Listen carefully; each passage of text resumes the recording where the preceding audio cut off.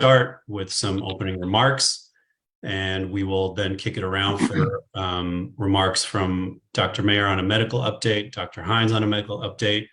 JC will say a few words, and we will get to as many questions as we can. Dee, the floor is yours. Yes. Thank you, George. I appreciate it, and welcome everybody today. We wanted to take some time, certainly before we held a press conference, because all of our efforts and all of our focus has been on Damar and his family.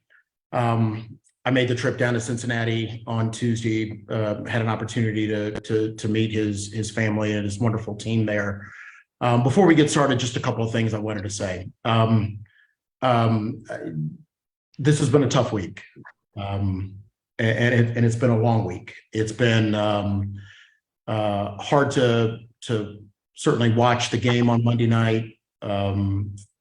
Hard to think about what the family is going through. Our prayers and all of our thoughts have been with him and with his family, along with the brotherhood of all of the NFL players. I think it's time for us to certainly talk about what happened. We want to give you as much information as we can. Obviously, we're going to be somewhat guarded about. Mr. Radney, can you mute? There you go. We're going to be mindful of both his privacy and the privacy of the family. Hold on, maybe I can do it. There you go. We're going to be mindful of his privacy and the privacy of the family, but I do want to be able to give you some medical update that we've been allowed to share with you. And certainly I know that there's going to be probably some questions that you have about his medical condition that we're just not going to answer. I just want to tell you why in advance. It's just to protect his privacy. The other thing that I would want to say is I'm extremely proud of the entire medical staff, both at the game and in Cincinnati at the hospital there, that has been taking care of him. They've done a tremendous job. They did a tremendous job on the field. And this is why we as a union advocate so much in the health and safety space, not because we're just wanting to exercise our duties as a union, but we truly understand the risk that go into this game. We know that it is a dangerous game. We know that people can get hurt. And on Monday night, we learned certainly the extent to which those injuries can pose a life or death threat to the people who are working. The last thing I wanted to say before we start into questions is I'm extremely proud of our player leadership, extremely proud of our executive committee. Most of you know we had an executive committee member on the field that night. The leaders in those locker rooms, the leaders that we have around the country have done a tremendous job of not only responding to things that happened on the field, but absorbing everything that we've been dealing with all week. From where we sit, where JC sits and the rest of the union, we know that this is a tremendous game. We know that, this certainly falls into the category of entertainment. But as we've tried to remind everyone, this is a business that is operated by humans, breathing humans, and they're people's sons, their husbands, their fathers. And that's where we have always tried to keep our focus, given our work. So with that, George, we can open it up to questions. Hopefully you have control. If not, you just tell me what to do, and I'll do it like I always do. Here's what we're going to do. We're going to give Dr. Mayer an opportunity, because he's there in Cincinnati at the moment, to share his update. And then if people have questions, we're going to try to do this as orderly as possible, just using the hand raise feature, and we will get to as many as we can. Dr. Mayer, you're up. Thanks, George. I appreciate it. I am at the University of Cincinnati Medical Center. For the past few days, I've been here to assure the family that Damar gets the best possible medical care possible, and to support them and his team of people who are with him through this, frankly, horrifying process. I've also worked closely with Bill's training staff, head trainer Nate Bresky, and Brandon and Tabani from his team, as well as coordinating with Dr. Les Bisson and Tom White, two of their team physicians. It's been a joy and it's been a strain, and we're very pleased with the progress that's been made, and I'll say more about that in a minute. I can't overstress the importance of the NFLPA's long-time insistence on emergency action plans, or EAPs. If you hear us use that word, those are the emergency action plans, which are mandated through the CBA. The importance of these to the successful outcome of this case really cannot be overstated. They're submitted to and approved by me and are really the backbone of successfully dealing with events such as these and others. The EAPs have to be practiced in drills every year, both at the practice facility and at the game facility. Each person's role in 5 different clinical scenarios, disaster scenarios, are assessed under very realistic conditions and then submitted the results to us. For the past 10 years, we've mandated meetings of the club and sideline medical staff where roles are assigned, a so-called 60-minute meeting. Sometimes it occurs at 90 minutes, but we call it the 60-minute meeting, and literally go around the room and says, okay, cardiac arrest, who's leading the resuscitation, or the code as we call it. And it was done in this case as well. Also, preparation is critical to the success. Let's be very clear. If you plot it out and look at it as I have, and we've, Dr. Hines and I have rewound this many times and will many more, within 30 yards of where Damar fell, almost on the logo at the 50-yard line, were 3 of the most highly trained and skilled emergency physicians in the world.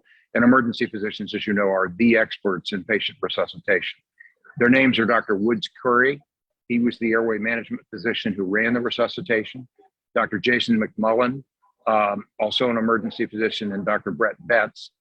Dr. Betts is the emergency physician, but also team physician for the Bengals, who very kindly and aggressively came out. And so that 3-person unit was responsible for saving his life, period. I've met with them here at University of Cincinnati Medical Center. The family has met with them. That was a very grateful and tearful reunion, as you might guess, for all parties involved. But thank you to them. From there, the field, he was taken to the University of Cincinnati Medical Center's emergency department, which is a world's leader in resuscitation science and has been as long as I've been a physician. They performed flawlessly and transported him to the trauma service with very talented emergency and critical care folks. Dr. Tim Pritz, who's the chief of general surgery and their trauma service, superb at both his clinical skills and his communication skills. I've sat through all the debriefings with the family, and Dr. William Knight, an emergency physician and critical care expert there.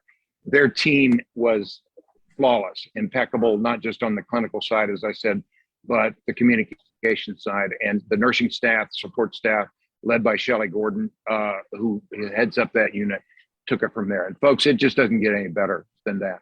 This is a Pro Bowl, Super Bowl, elite level group of physicians, nurses, and technicians. As to the player, as you know, we never comment specifically on individual player care, but what I can share with permission of the family is that, well, there's a long way to go. All signs are optimistic, highly optimistic, and point to what is likely to be a full neurologic recovery. Now, we've got to get there, but so far things have been very, very positive. I think you've heard, it's a matter of public record, that when he woke up, which was much sooner than expected, his first question was, did we win the game? And as Dr. Pritz so wisely said, Damar, you won the game of life. And that's in no small measure to that group of people that I've mentioned. But also, again, without the EAP, without the union stressing the importance of working closely together with all these physicians and the team physicians, I compliment the Bills team's physicians for recognizing this was a crucial situation and doing the all call, the helicopter sign, is what pulls everyone onto the field. On a personal note, despite the careful plans and the drills and the superb professionals who cared for him, there's a critical aspect of this outcome that no one should miss, and that is the courage, the character, the tenacity of this young man was essential to him being in the position that he's in now, to continue to heal and to continue to thrive.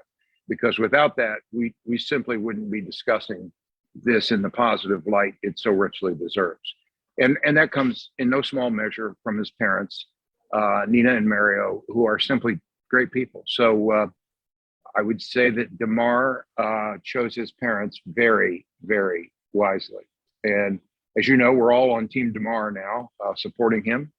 And I'm going to turn this to our Deputy Medical Director and Chief Health Equity Officer. If you've not met Colonel Sid Hines, Dr. Hines is a brilliant neuroscientist, a long career in the and decorated career in the military. And he'll share a few words about, the broad phenomenon that was responsible for this. And I would say that all the physicians here, we talked at some length this morning, and I agree on where this came from. So Sid, turn it over to you, partner. Tom, thanks very much, and thanks for your presence there in Cincinnati. I know it means the world to everyone there. A lot of people have been speculating about, what would have caused this. Young, healthy, great condition, young man, and what we have seen through the video and what we know. Tom and I discussed this and probably said it in unison, but commotio cordis, a blow that hits you in the chest and hits you in a very, very unique time. And that's when there's an upstroke of the heart. And go back to what an EKG looks like, the second peak, it has to hit you in the right place. And so it's a very rare incidence. It doesn't happen very often at all, but we know about it. And to what Tom spoke about, the emergency action plans, preparing the teams ahead of time, that's all part of hoping for the best and preparing for the worst. And that's what happened. They were ready. So one of the things I want to touch on, I was in Cincinnati earlier this week, is, Damar is going to be getting an evaluation, a continuous evaluation as he improves, to take a look at any other underlying causes that or medical conditions that he might have. So I want to make sure that everybody appreciates that, not only cardiovascular, but they're going to look at everything. That's part of the recovery process when someone goes into VFib and has to be defibrillated. So, and the last point I want to make is, obviously our focus is on Damar, but everyone saw the videos. We've met Damar's parents, some of his family, some of his friends. Just want to make sure that everyone's aware that we, through Dr. Amber Cargill at the NFL Players Association, are reaching out to the players, behavioral health teams, to ensure that everyone has someone to speak with, and they can talk these things through. And we've seen a lot of teammates helping with that process. And it's not only going to help Damar, it's going to help the other players and the players' families. And we want to be there and part of that recovery for them all. JC? Yeah, I'll be brief so we can get to questions. I think to just start, obviously a very difficult couple days for the entire player community and their families. We've been in touch with not just the locker rooms of Buffalo and Cincinnati, but the locker rooms across the league, as we talked about, providing resources, answering questions, explaining how these EAPs work and what's in place to make sure people are safe. As Dee touched on, a ton of credit to the leadership shown and the empathy shown from so many different people. I think we start with the locker rooms of Buffalo and Cincinnati, their reps and their captains who stuck together and knew there are things bigger than the game. Ton of credit to our executive committee and our NFLPA staff of being ready to handle such a scary moment. And I give a ton of credit to the coaches of I'm listening to the press conference.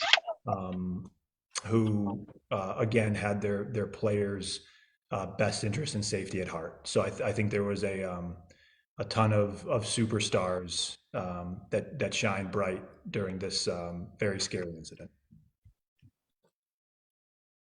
Great. All right. I'm going to call questions as I see them. And in the meantime, please, everybody double check your mute. I think I figured out how to mute folks. Now you'll see here overnight get back to freezing. Maybe not. But then the next couple of days, And we've got a weather so it'll report. be a good scenario. If, the mountain chooses to actually make snow, but Mother Nature will deliver some. Okay. Did I get? Jeez. Okay. Let's go with Mike Jones. You had your hand up first, please. Hey, thanks for doing this, guys. Dee, I wondered if you could kind of give us a little bit of a look inside the immediate moments when you, Roger, officials were talking, reacting to this. There was a little bit of confusion as far as deciding whether to suspend or postpone the game or return. What was those discussions like for you and your team, and what was your reaction to how things played out? Yeah, it's probably best if both JC and I weigh in on this. I was on the phone with Roger immediately, and once I realized just how serious it was, made it clear that I believe that the game should be postponed. I think I mentioned earlier, Michael Thomas is one of our executive committee members, plays for the Bengals. I was able to reach him and have a conversation with him. And at the same time, JC, you should probably just walk through sort of the tick-tock of what was going on with respect to the executive committee and others. But from my side, that's what it is, and I'll let JC kind of flesh out the rest of the picture. Yeah, the moment the incident happened, we made sure we connected as an executive committee. It was unanimous that we did not think that game should continue after that incident. We stayed in touch with the staff. The staff was on it. Dee was on with Roger. We were connected to the league office. Once the players left the field, we immediately got in touch with the reps and the EC members that were on each team, spoke to them. They were both very clear that their teams and their locker rooms did not want to continue. We continued to push that message forward that this should not continue. And I think as we've seen in the last couple days, as players have spoken about it being on the field, as well as the coaches, everybody there knew that game shouldn't continue. So we continued to push that message to make sure that was the outcome that came from it. Thanks, Mike. Any answer your question? I hope we can move on to the next question. Yep, thank you. Okay. Next in the queue, Liz Mullen. Hi, can you guys hear me? Yes. Okay, good. There was a lot of discussion on ESPN about resuming the game and about some sort of 5-minute warm-up period. And I want to know, did the NFL discuss this with you? Did the NFL discuss, or did you have any discussions about resuming the game and some sort of 5-minute warm-up? No. When you heard this on ESPN, what was your reaction? I mean, I hate to say it, but I don't watch ESPN, so I didn't hear anything. But I guess, Liz, what's the question? Well, people watching the game were told that it was going to resume.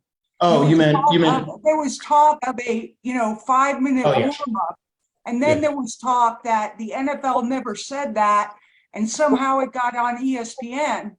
And I want to know from the union's perspective, did you hear anything or discuss resuming the game initially or at any time? And did you discuss, postponing it? Was there any pushback from the league? What happened? Yeah, I'm sorry. You're talking about Monday night, right? I'm talking about what happened at the game, what people saw, what millions of Americans saw. Monday, yes, Monday night. Okay, so when I didn't hear anything about a 5-minute resume. I mean, I was on calls for most of the time.